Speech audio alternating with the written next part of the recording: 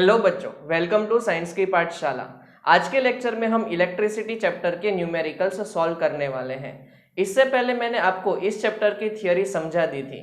अगर आपने वो वीडियो नहीं देखा है तो यहाँ पे आई बटन पे उसकी लिंक आपको मिल जाएगी। अब हम स्टार्ट करेंगे ये चैप्टर के न्यूमेरिकल्स। फर्स्ट क्वेश्चन में हमें गिवन है A current of 0.5 ampere is drawn by a filament of an electric bulb for 10 minutes। हमें पता है कि बल्ब के अंदर एक फिलामेंट होता है जिसको कहते हैं टंगस्टन। वो 0.5 एम्पियर जितना करंट जो है वो रिसीव करता है 10 मिनट्स तक। तो ये करंट की वैल्यू हमें गिवन है। करंट को हम I से डिनोट करते हैं। That means I is equal to बनेगा 0.5 एम्पियर। वो 10 मिनट्स तक करंट को रिसीव करता है। तो हमें यहाँ पे टाइम गिवन है 10 मिनट्स। ऑब्वियसली टाइम को जो है हमें हमेशा सेकंड में कन्वर्ट करना होता है। तो 10 मिनट्स को तुम 60 से मल्टीप्लाई करोगे तो आंसर क्या आएगा 600 सेकेंड। हमें पूछा है find the amount of electric charge that flows through the circuit. ये सर्किट में से यानी कि बल्ब में से कितना चार्ज फ्लो होगा वो फाइंड करना है। तो इस चैप्टर के जितने भी फॉर्मूलाज थे वो हमने थियरी वाले वीडियो में ऑलरेडी देखे थे। तो इलेक्ट्रिक करंट का फॉर्मूला क्या होता है I is equal to Q upon T. I means current, Q means charge, T means time. तो यहाँ पे तो हमें चार्ज को फाइंड करना है। तो चार्ज को सब्जेक्ट बनाएंगे तो क्या बनेगा Q is equal to I into T. That means हमें यहाँ पे I और T को मल्टीप्लाई करना है। तुम यहाँ पे वैल्यू सब्स्टिट्यूट करोगे और मल्टीप्लाई करोगे तो लास्ट में आंसर तुम्हारा जो है वो 300 कूलम जितना आ जाएगा। बहुत ही सिंपल न्यूमेरिकल है, कई बार 1 मार्क्स में पूछा जाता है। नेक्स्ट न्यूमेरिकल हमें गिवन है a polythene piece rubbed with wood is found to have negative charge of 3 into 10 to the power -7 coulomb. हम एक प्लास्टिक की जो पॉलीथीन बैग होती है उसको हम जो है वुड के साथ रब करते हैं तो उसके ऊपर नेगेटिव चार्ज प्लेस हो जाता है। कितना? तो हमें उसकी वैल्यू गिवन है 3 into 10 to the power -7 coulomb. Estimate the number of electrons transferred. कितने इलेक्ट्रॉन्स ट्रांसफर हो चुके हैं वो हमें यहाँ पे फाइंड करना है। तो जब भी नंबर ऑफ इलेक्ट्रॉन्स हमें फाइंड करने हो किसी भी क्वेश्चन में तो हम हमेशा क्वांटाइजेशन प्रिंसिपल यूज करते हैं। और क्वांटाइजेशन प्रिंसिपल में हमने देखा था कि जो Q का फॉर्मूला है वो बनता है Q is equal to N into e, where N is number of electrons and E means charge on 1 electron. So अगर हम N को सब्जेक्ट बनाएंगे तो क्या बनेगा Q अपॉन E। Q कितना है तो हमें क्वेश्चन में गिवन है 3 into 10 to the power -7 coulomb. और साथ साथ में E की वैल्यू आपको हमेशा याद रखनी है। जरूरी नहीं है आपको कोई क्वेश्चन में ये दे। E की फिक्स्ड वैल्यू होती है 1.6 into 10 to the power -19 coulomb. तो जब आप 3 और 1.6 को डिवाइड करोगे तो आंसर आएगा 1.875। ये जो -19 है वो ऊपर जाएगा तो बन जाएगा +19। तो 19 में से जब 7 सब्ट्रैक्ट होगा तो पावर आएगा 10 to the power 12। That means इतने नंबर ऑफ इलेक्ट्रॉन्स जो है वो ट्रांसफर होंगे। क्वेश्चन नंबर 3 में हमें गिवन है how much work is done in moving a charge of 2 coulomb across 2 points having potential difference 12 volt.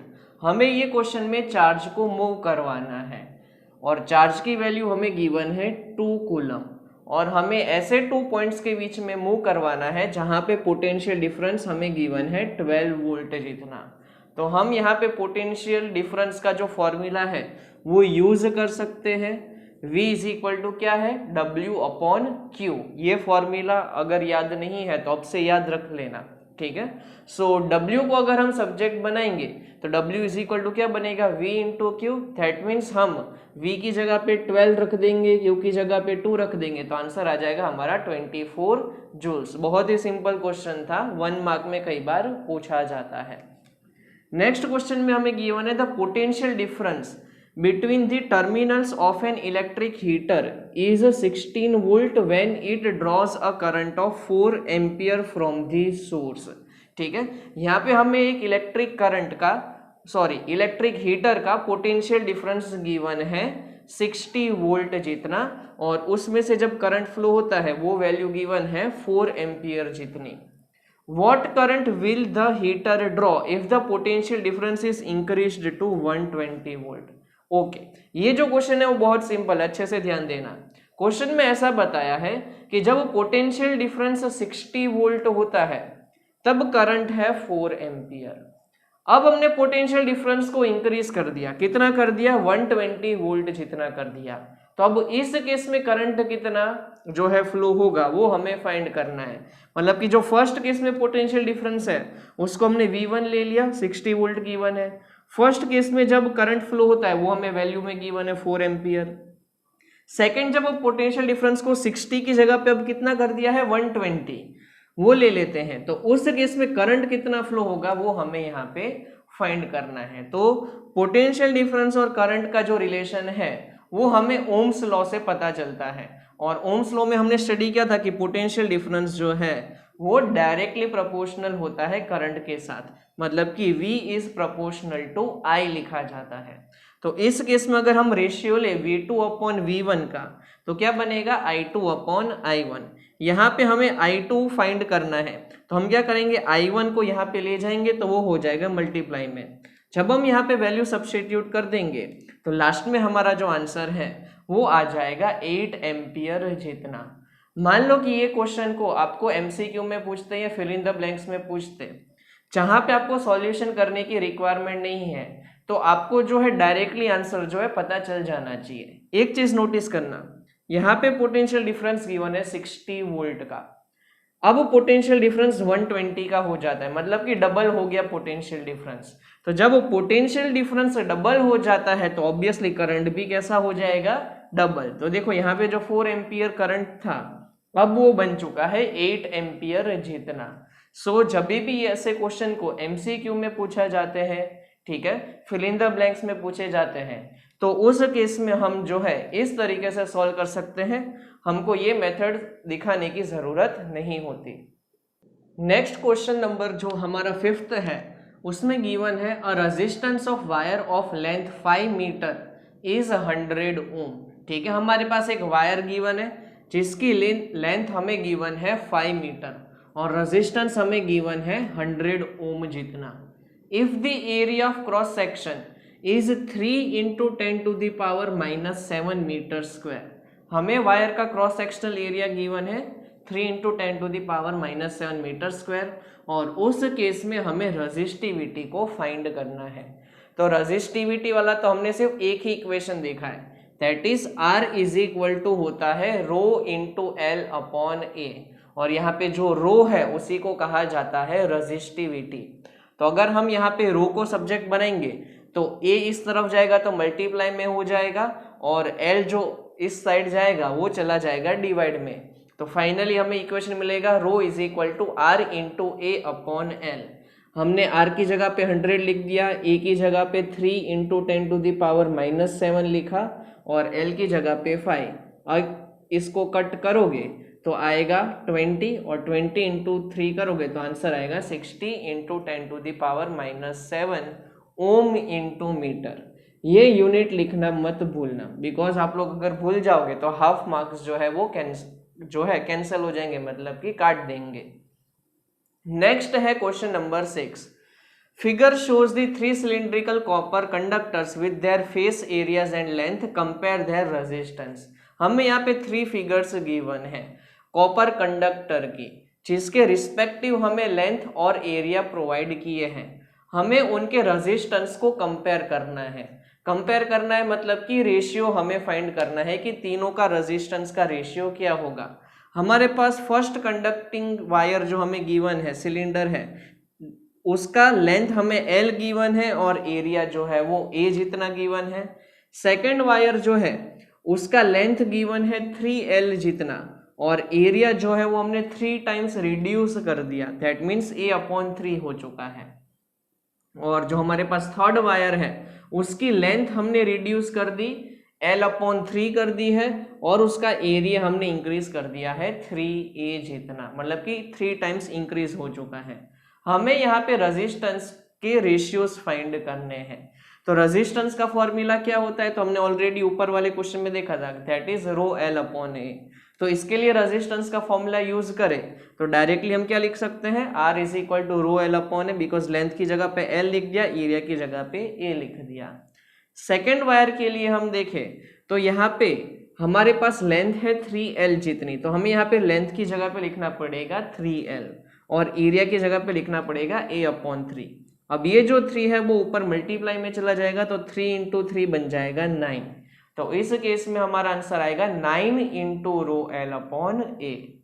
और लास्ट जो केस है उसमें हमें लेंथ की जगह पे क्या लिखना पड़ेगा, L अपॉन 3 और एरिया की जगह पे हमने लिख दिया 3A। तो इस केस में ये वाला जो 3 है वो नीचे आ जाएगा। दैट मीन्स आंसर बनेगा 1/9 रो एल अपॉन ए। अब हमें इसके रेशियोज फाइंड करने, मतलब कि तीनों को डिवाइड करना है। जब हम तीनों को डिवाइड करेंगे तो देखो ये वाला पार्ट जो है रो एल अपॉन ए वो सब में आ रहा है, तो ये रो एल अपॉन ए जो है वो रेशियोज में क्या हो जाएंगे, कट। दैट मीन्स हमें सिर्फ नंबर्स मिलेंगे। यहाँ पे हम एज्यूम कर सकते हैं कि 1 होगा ही, सो 1 इन रेशियो 9 और रेशियो 1/9 ऐसा कुछ हमें मिलेगा। लेकिन कभी भी रेशियोज में जो है ऐसा फ्रैक्शन नहीं चाहिए। दैट मीन्स हमें यहाँ पे जो डिनोमिनेटर है ना उसके साथ मल्टीप्लाई करना पड़ेगा तीनों नंबर को। यहाँ पे हमारे पास डिनोमिनेटर में 9 है तो हम पूरे रेशियो को मल्टीप्लाई करेंगे 9 से। सो 9 इंटू 1 करोगे तो 9, 9 इंटू 9 करोगे तो 81 और 1/9 इंटू 9 करोगे तो 1। तो इसका जो फाइनल आंसर है वो आएगा 9 रेशियो 81 और रेशियो 1। नेक्स्ट क्वेश्चन है हमारा 7 जो 3 मार्क्स के लिए मोस्ट IMP है। इसको अच्छे से समझना क्योंकि ये बोर्ड्स की एग्जाम में बहुत बार पूछा गया है। A resistance of a metal wire of length 1 meter is 26 ohm at 20 degree Celsius. हमें पता है कि यहाँ पे जो रेजिस्टेंस है वो टेम्परेचर के ऊपर डिपेंड करता है, तो हमें 20 डिग्री सेल्सियस पे हमें वायर जो है उसकी लेंथ गिवन है 1 मीटर और रेजिस्टेंस की वैल्यू जो है उस टाइम पे है 26 ohm. If the diameter of wire is 0.3 mm, हमें जो वायर गिवन है उसका डायमीटर प्रोवाइड किया है 0.3 mm जितना, and what will be the resistivity of the metal wire at that temperature. हमें यहाँ पे रेजिस्टिविटी को फाइंड करना है। हमें यहाँ पे डायमीटर 0.3 mm जितना गिवन है, तो आपको सबसे पहले mm को कन्वर्ट करना पड़ेगा मीटर में, और 1 mm होता है that is equal to 10⁻³ metre.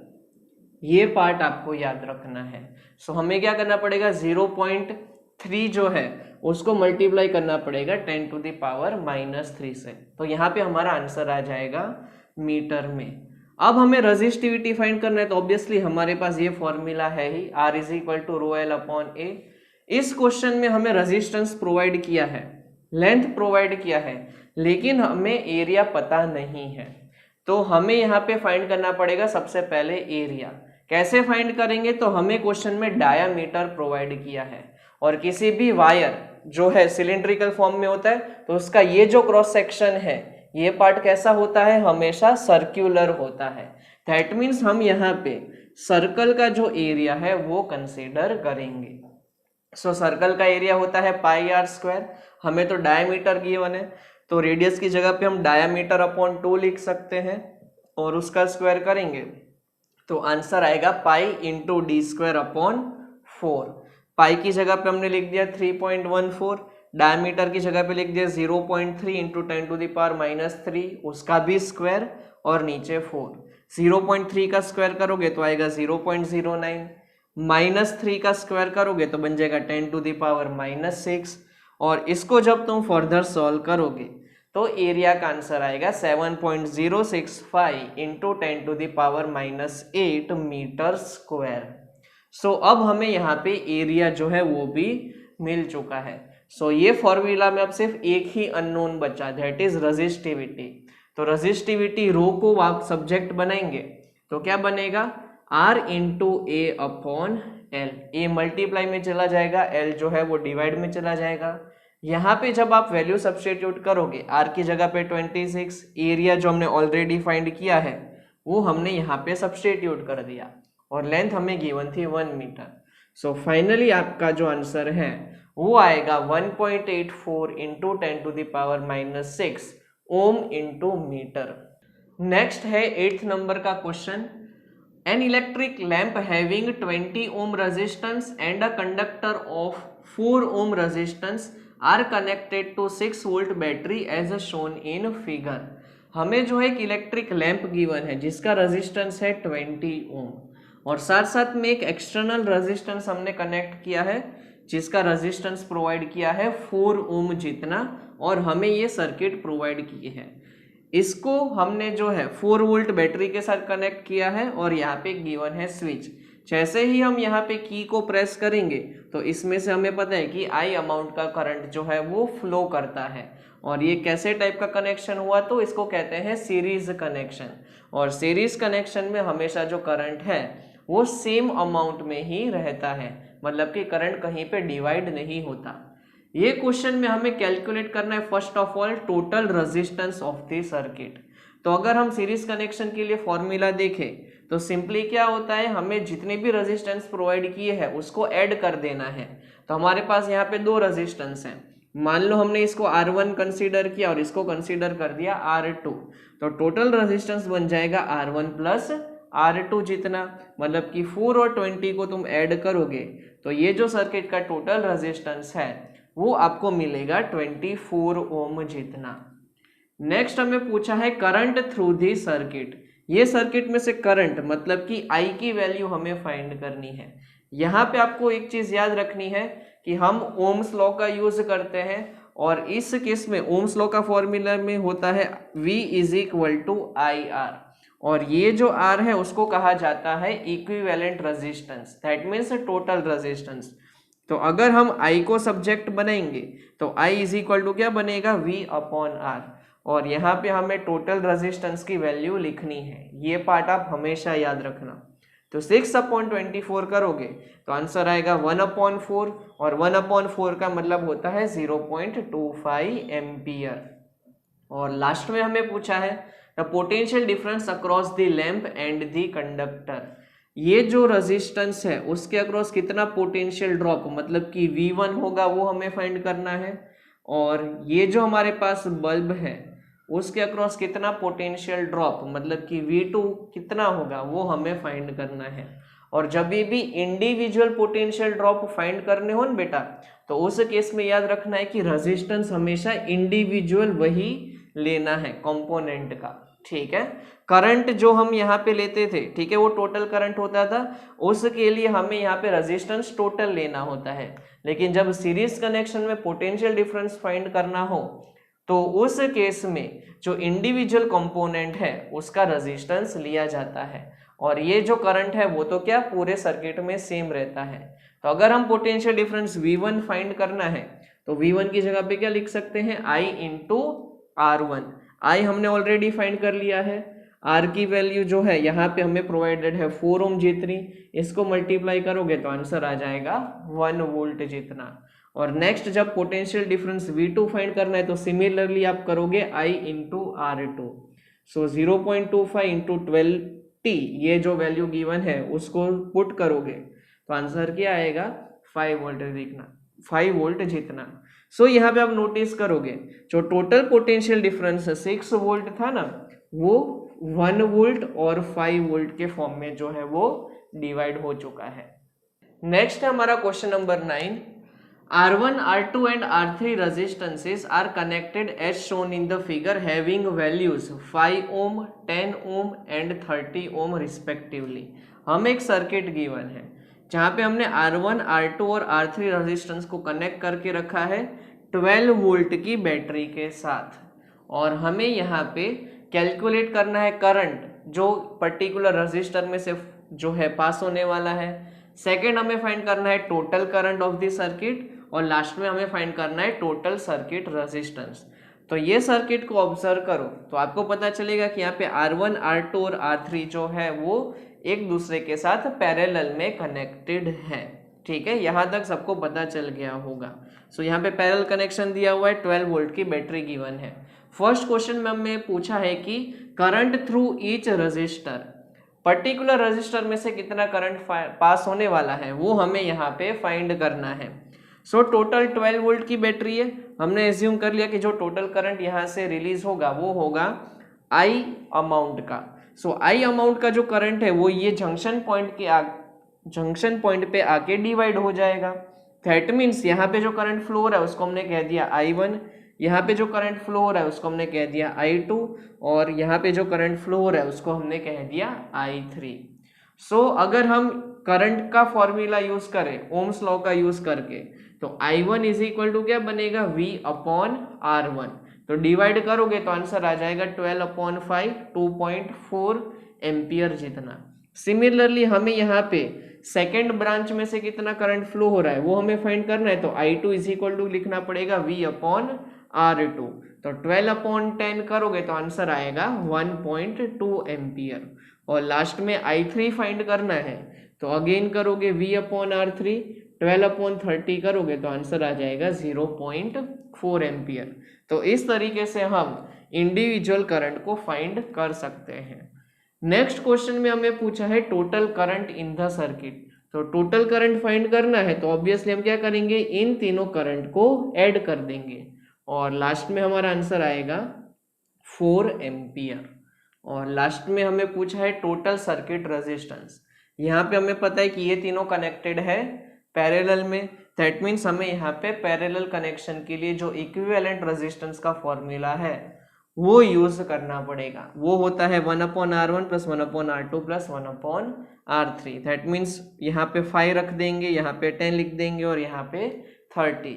इसका एलसीएम होता है 30 डिवाइड बाई 5 करोगे तो 6, 30 डिवाइड बाई 10 करोगे तो 3 एंड 30 डिवाइड बाई 30 करोगे तो 1। तो ये हमें क्या मिला 10/30, 0 0 कैंसल, तो हमें यहाँ पे 1/RP की वैल्यू मिली है, तो यहाँ पे हमें इसका करना पड़ेगा रेसिप्रोकल, तो आंसर आएगा हमारा 3 ओम। नेक्स्ट हम सॉल्व करेंगे क्वेश्चन नंबर 10, जहां पे हमें इक्विवेलेंट रेजिस्टेंस निकालना है across point A and B, और हमें यहाँ पे सर्किट प्रोवाइडेड है ट्राइंगल के फॉर्म में। आपको क्वेश्चन में इस तरीके से बैटरी कनेक्टेड नहीं दी होगी, ये जो मैंने बैटरी है इसलिए कनेक्ट की है बिकॉज हमें यहाँ पे ए और बी के अक्रॉस जो है रेजिस्टेंस निकालना है। तो आप रफ में इस तरीके से बैटरी को ड्रॉ कर सकते हो। हमें यहाँ पे इक्विवेलेंट रेजिस्टेंस निकालना है, तो हम सबसे पहले इस तरीके से जो दो पॉइंट के अक्रॉस हमें रेजिस्टेंस निकालना है उसके अक्रॉस हम कनेक्ट कर देंगे बैटरी। अब देखो बैटरी में से करंट निकलेगा, ये पार्ट अच्छे से समझना। जब वो ये वाले जंक्शन पॉइंट पे आएगा करंट तो वो 2 पार्ट्स में डिवाइड होगा, कुछ अमाउंट में करंट ऊपर वाली ब्रांच में जाएगा और कुछ अमाउंट में जो करंट है वो इस तरीके से स्ट्रेट पाथ में ट्रैवल करेगा। तो जब भी करंट डिवाइड होता है इसका मतलब होता है कि वो कनेक्शन होगा पैरेलल, दैट मीन्स ऊपर वाली ब्रांच और नीचे वाली जो ब्रांच है वो पैरेलल में कनेक्टेड है। आगे हम देखेंगे तो यहाँ पे जो करंट फ्लो होने वाला है वही करंट यहाँ पे जाएगा, बिकॉज सी पॉइंट जो है वो कोई जंक्शन पॉइंट नहीं है, वहां से करंट का कोई पाथ चेंज नहीं होने वाला, वो जो है इसी ब्रांच पे आने वाला है, कहीं पे वो डिवाइड नहीं होने वाला। दैट मीन्स ये जो हमारा रेजिस्टेंस है 1 ओम का और 2 ओम का वो एक्चुअल में कैसे कनेक्टेड है सीरीज में, बिकॉज करंट कहीं पे डिवाइड नहीं हो रहा। तो अगर हम इसका इक्विवेलेंट निकाले, ये दो सीरीज में कनेक्टेड है, तो ऑब्वियसली आंसर क्या आएगा 3 ओम जितना, बिकॉज सीरीज कनेक्शन में डायरेक्टली हमें क्या कर देना होता है ऐड। अब हम देखते हैं कि यहाँ पे ऊपर वाले जो रेजिस्टेंस है वो नीचे वाले के साथ कैसे कनेक्टेड है पैरेलल में। दैट मीन्स 1/R इक्विवेलेंट जो है वो हमें यूज करना पड़ेगा फॉर्मूला में, क्योंकि ये पैरेलल में है। तो 1/RS मतलब कि ऊपर वाला जो टोटल पार्ट है वो और नीचे वाले रेजिस्टेंस जिसको हमने R3 कहा है वो पैरेलल में कनेक्टेड है। दैट मीन्स हम यहाँ पे अब इसकी वैल्यू को सब्स्टिट्यूट कर सकते हैं। ऊपर हमें आंसर मिला था 3, वो लिख दिया, ये वैल्यू हमें 1.5 जितनी गिवन है, 3 और 1.5 का एलसीएम लोगे तो आएगा 3, और इसको फर्दर सॉल्व करोगे तो आंसर आएगा 1 ओम जितना। इस तरीके से हम बैटरी को अज्यूम करके यहाँ पे कनेक्ट करके जो है आइडेंटिफाई कर सकते हैं कि करंट जो है वो किस तरीके से डिवाइड हो रहा है और किस तरीके से फ्लो हो रहा है। अगर करंट डिवाइड हो जाता है दैट मीन्स वो बनता है पैरेलल कनेक्शन। और किसी भी रेजिस्टेंस में से अगर करंट डिवाइड नहीं हो रहा है, सेम अमाउंट में ही फ्लो हो रहा है, दैट मीन्स वो जो रेजिस्टेंसेस है वो बनेंगे सीरीज में। जिस तरीके से यहाँ पे R1 और R2 में सेम अमाउंट में करंट जा रहा था, इसलिए हमने उसको ले लिया सीरीज में, और नीचे और ऊपर ऐसे करंट डिवाइड हो रहा था, दैट मीन्स ऊपर का जो टोटल पार्ट है और नीचे वाला जो रेजिस्टेंस है वो बन गया पैरेलल में। तो इस तरीके से ये क्वेश्चन को सॉल्व करा जाता है। नेक्स्ट क्वेश्चन 10 में हमें अगेन इक्विवेलेंट रेजिस्टेंस निकालना है across point A and B. Again हम अज्यूम कर लेते हैं कि यहाँ पे हमने कनेक्ट कर दी है बैटरी। हमने ऐसा अज्यूम कर लिया कि ए जो पॉइंट है उसके साथ पॉजिटिव टर्मिनल कनेक्टेड है बैटरी का, दैट मीन्स करंट यहाँ से एंटर करेगा और करंट जो है बाद में यहाँ से एग्जिट करेगा। दैट मीन्स अब यहाँ पे देखना, हमें आइडेंटिफाई करना है कि कौन से सीरीज में कनेक्टेड है और कौन से पैरेलल में।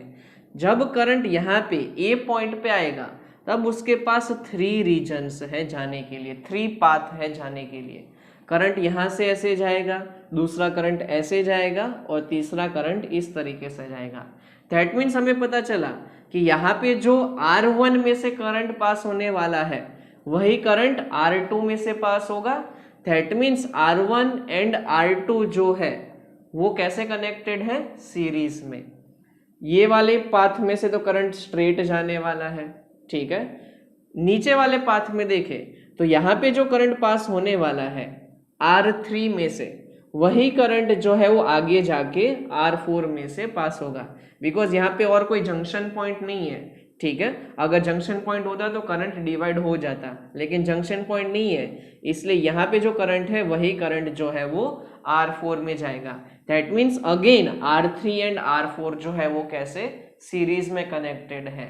और इसको सॉल्व कर देंगे तो हमें पता चलेगा कि ये वाला रीजन मतलब कि R1 और R2 का जो आंसर आएगा वो, R3 और R4 का आंसर आएगा वो, और लास्ट में जो R5 है, ये तीनों कैसे कनेक्टेड होंगे, पैरेलल में। दैट मीन्स क्यों ऐसा है, बिकॉज यहाँ पे जो है करंट तीनों रीजन में, तीनों पाथ में डिवाइड हो चुका है।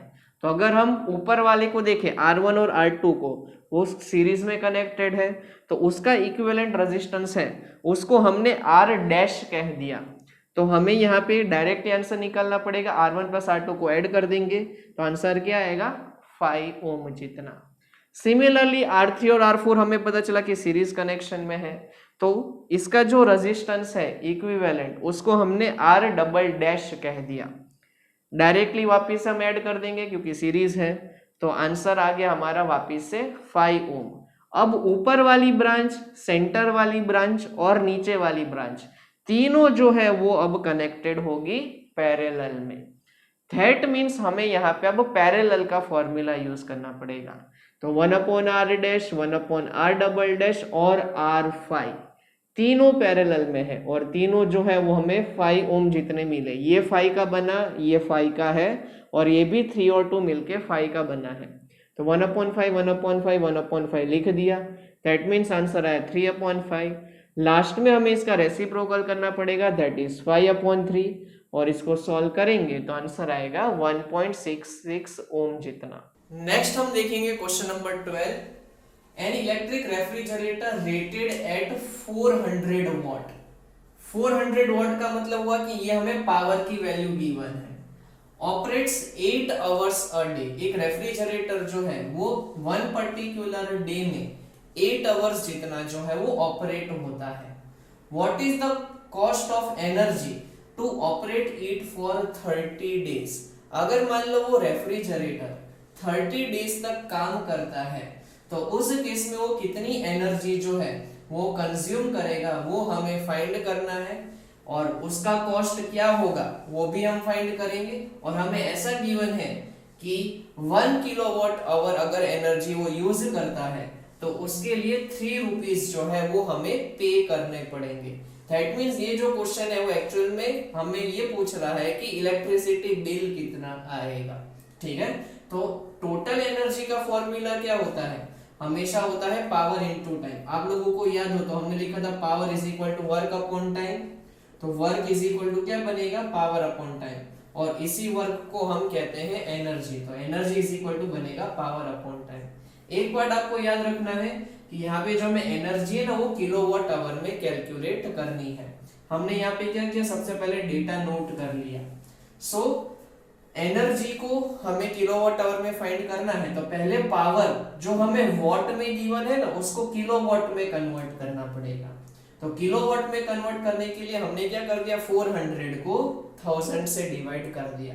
और हमें यहाँ पे टोटल टाइम चाहिए, हमें तो पहले 8 आवर्स गिवन थे तो हमने 8 से मल्टीप्लाई कर दिया, और साथ साथ में गिवन है कि वो 30 डेज तक काम करेगा, तो हमें यहाँ पे नंबर ऑफ डेज के साथ भी मल्टीप्लाई करना पड़ेगा।